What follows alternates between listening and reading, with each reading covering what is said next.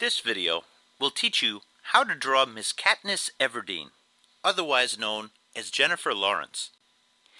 As they say in the Hunger Games, may the odds be ever in your favor. If you follow the steps that I give you, you don't have to worry about odds. I'm going to teach you a valuable art skill. I'm going to teach you how to break down complex images into simple shapes. And this skill can be applied any time that you choose to draw in the future. Let's begin. Step 1. Make the triangle shape. This is going to be for Katniss's forehead. Step 2. Make the two shapes for the eye socket. Notice that one looks like a guitar pick and the other looks like a letter C with a line on the other side.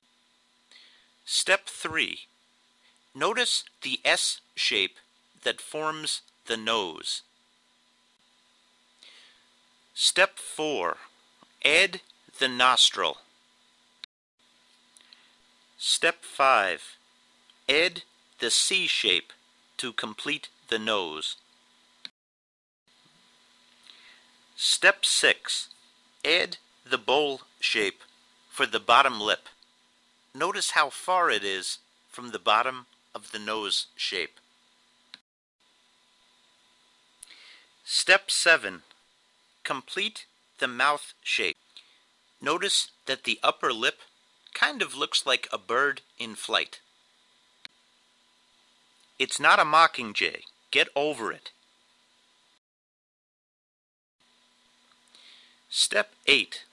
Give the lady some eyebrows. Step 9. That is not a trackerjacker sting. Jennifer Lawrence has some diesel cheekbones. Just saying. Step 10. Complete the face shape. Step 11. Give Katniss the right side of the bang of her hair. Step 12. Add that pointy twirly thingy. Step 13. Add the left side of her hair. Step 14. Give the lady a neck. Step 15. Complete her hair on the right-hand side. Step 15. Give Katniss some simple eyes. Step 17. Add detail to her eyes. Here is a close-up.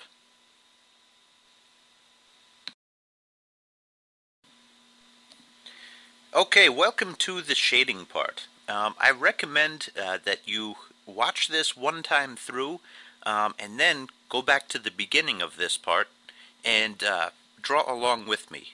Let the video go for a little bit and draw and then pause it and, repeat once again. Okay, so I am starting to look at those tones. You see a darkness right where I'm adding the pencil lines right now. Kind of starting out just by establishing the lines of the hair. Whenever you are drawing somebody who has so much hair, that is very important to the likeness. And it is terribly high maintenance. So I used a paintbrush to supplement some of my shading, and I found that to be very helpful. I always do the lines of the hair in the same direction that I see the hair in the image. And I use the paintbrush to kind of like fill in the wider areas. And then I will pull out some highlights later on, you'll see, using an eraser. The shading on the face is very subtle. You can definitely go overboard around the chin and make it seem like she has a beard, which might be good for the Hunger Games, but in terms of portraiture and Drawing a likeness? Not necessarily. So keep in mind you could go overboard with that. Basically, to sum it up, it's very delicate shading. You see darker areas underneath the top lip, definitely in the eyes. The eyes are dark. The upper eye, don't be scared to go dark there. You kind of have the white of the eye peeking out from there, but she has lighter eyes, and you don't want to go too dark inside the eye, but the area above, yes you can. The eye, her left eye and the eye that's on the right hand side, you could go dark around that. Might seem like she has a black eye. Hey, that's appropriate for the Hunger Games. So, really it's the shadow that's created by the hair, but, that's in really heavy shadow. I'm starting to work in with a 2B pencil. I'm putting some of the darker areas, and I'm slowly developing this. And, line over line over line. What's really going to get hard is the subtle shading on the face, because it's these, very subtle transitions that happen. Like right now, my drawing's in the awkward stage. It kind of looks like she has a beard. Maybe you have to get there in order to get to the next step, but you'll see I'll fix that by doing some shading a little bit higher on the face and kind of smoothing it out. I mean, when you shade, you add a little, you take a little bit away, and you keep changing it until you get what you like. Just looking at the photo reference, I'm seeing a few really dark areas. There's the left-hand side of the hair that goes to the back of the head. There's the area of the hair on top of the head, right where the part is. And then there's that area over by the neck on the right-hand side. Those are three dark areas, and they match the darkness above the eyes. You have a line in between the lips, and you have the nostrils. Those are the dark areas, and everything else is kind of like a lighter gradation, if that makes sense. It gets a little bit darker, but not too dark. So it's kind of high contrast. I think I heard on the radio that she was voted the most beautiful woman in the world, so hey, no pressure. I mean, if you mess it up, you mess it up. Just have fun with it. That's the most important thing.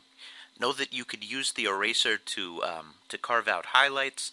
If you go too far, if you give her a beard, know that you can fix that. You could remedy that with the eraser. So, just have fun with it, and know that it's part of the process of learning if you mess it up a little, and there's a way that you can fix it.